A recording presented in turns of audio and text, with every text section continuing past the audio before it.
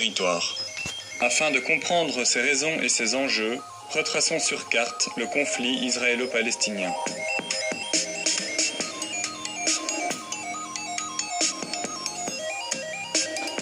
Nous sommes en 1917, pendant la Première Guerre mondiale. Les empires centraux sont opposés à la Triple Entente et à leurs alliés. Les deux côtés essuient de nombreuses pertes et de nouveaux soutiens sont les bienvenus. Le ministre des Affaires étrangères britannique, Arthur Balfour, écrit alors une lettre ouverte promettant un foyer national juif en Palestine contre un soutien du mouvement sioniste.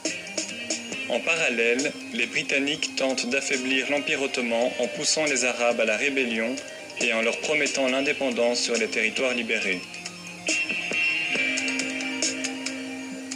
À la fin de la guerre, l'Empire ottoman est vaincu et ses terres sont partagées par les puissances européennes. Les Britanniques donnent ensuite plus d'indépendance aux Arabes en Irak et en Transjordanie. C'est dans ce qu'il reste de la Palestine que le Royaume-Uni veut créer un foyer national juif, alors que la communauté juive y est largement minoritaire. Mais l'immigration prend rapidement de l'ampleur suite à la situation tendue en Europe et plus particulièrement en Allemagne où le parti nazi antisémite arrive au pouvoir.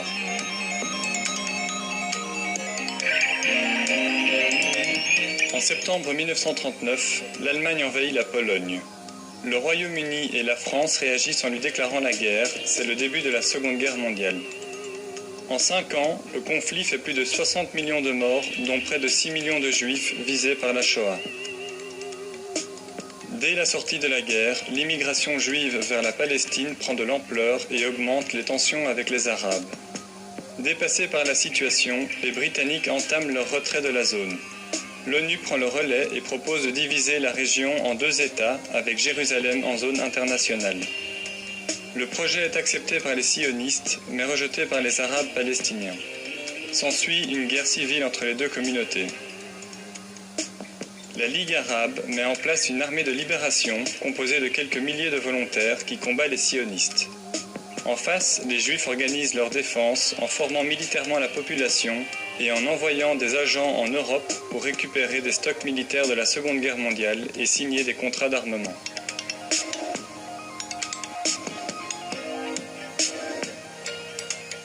Le 14 mai 1948, le Royaume-Uni termine son retrait de Palestine.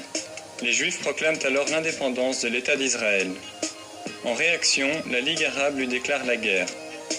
Pendant le conflit, 2 trêves vont permettre à l'armée israélienne de se renforcer et de progressivement prendre le dessus. Finalement, des accords d'armistice sont signés. Israël s'empare de nouveaux territoires, dont l'ouest de Jérusalem. L'Égypte reçoit la bande de Gaza et la Cisjordanie est annexée à la Transjordanie pour former la Jordanie. Ce conflit aura provoqué de nombreux déplacements de population. D'une part, plus de 700 000 Arabes ont été chassés ou ont fui les territoires israéliens vers des camps de réfugiés. D'autre part, les communautés juives des pays arabes, parfois vieilles de plus de 2000 ans, sont chassées et vont se réfugier en Israël ou en Europe. Enfin, de nombreux Juifs européens sont rassurés par la victoire d'Israël et choisissent de s'y installer.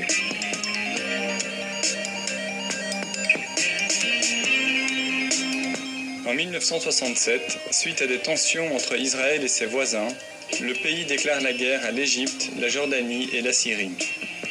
En 6 jours, Israël s'impose et triple son territoire en s'emparant du Sinaï égyptien, du plateau du Golan syrien et de la Cisjordanie. Des colons israéliens commencent alors à s'installer sur les territoires palestiniens. L'ONU réagit et adopte la résolution 242 qui condamne l'occupation israélienne. 6 ans plus tard, l'Égypte et la Syrie lancent une attaque surprise pour tenter de récupérer leurs terres. Dans un premier temps, l'armée israélienne est mise en déroute et ne peut repousser l'attaque. Dans un climat de guerre froide, l'URSS et les pays arabes soutiennent l'offensive, tandis que les USA envoient en urgence par avion 22 000 tonnes d'armement à Israël. L'armée israélienne reprend le dessus et repousse encore un peu plus les frontières. Après un cessez-le-feu, les pays arabes exportateurs de pétrole décident de punir les USA et les alliés d'Israël en augmentant de 70% le prix du baril et en diminuant la production de 5%. C'est le premier choc pétrolier. Israël est mis sous pression internationale et rend le Sinaï à l'Égypte et une partie du Golan à la Syrie. mais il conserve son contrôle sur les territoires palestiniens où la colonisation s'accélère, surtout à Jérusalem-Est.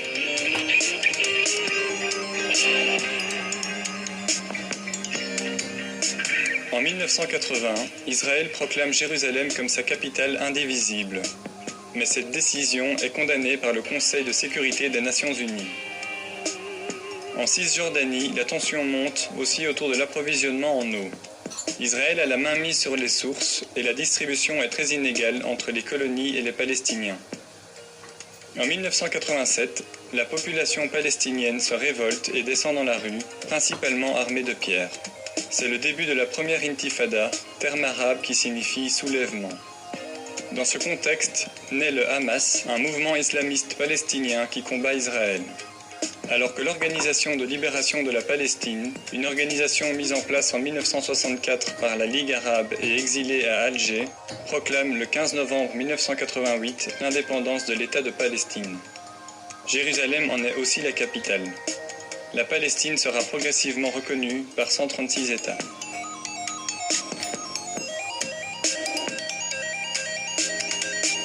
Après 6 ans de conflit, une paix fragile est signée avec les accords d'Oslo qui prévoient une reconnaissance mutuelle et les bases pour l'autodétermination de la bande de Gaza et de Jéricho dans un premier temps.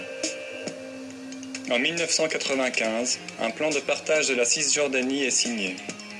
Il prévoit des zones sous contrôle palestinien, des zones mixtes et le reste sous contrôle israélien.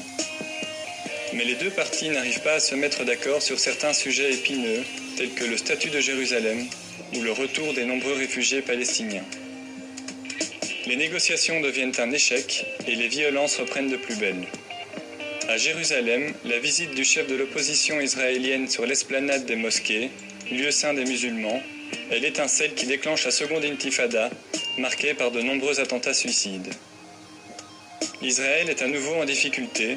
Pour se protéger, le pays entame la construction d'un mur en Cisjordanie, mais en profite pour empiéter sur les territoires palestiniens. Ce mur est déclaré illégal par la Cour internationale de justice. Alors, pour tenter de calmer le jeu, le gouvernement décide en 2005 de supprimer les colonies juives de la bande de Gaza, mais conserve son contrôle sur les frontières.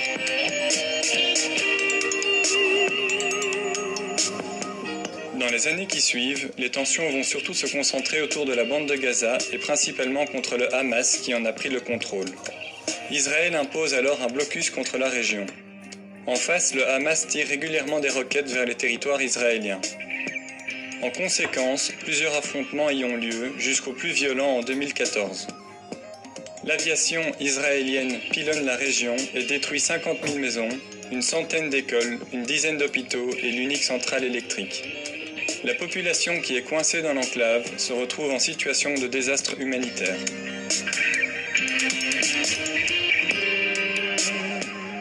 Aujourd'hui, la situation reste compliquée et une paix durable semble difficile à trouver.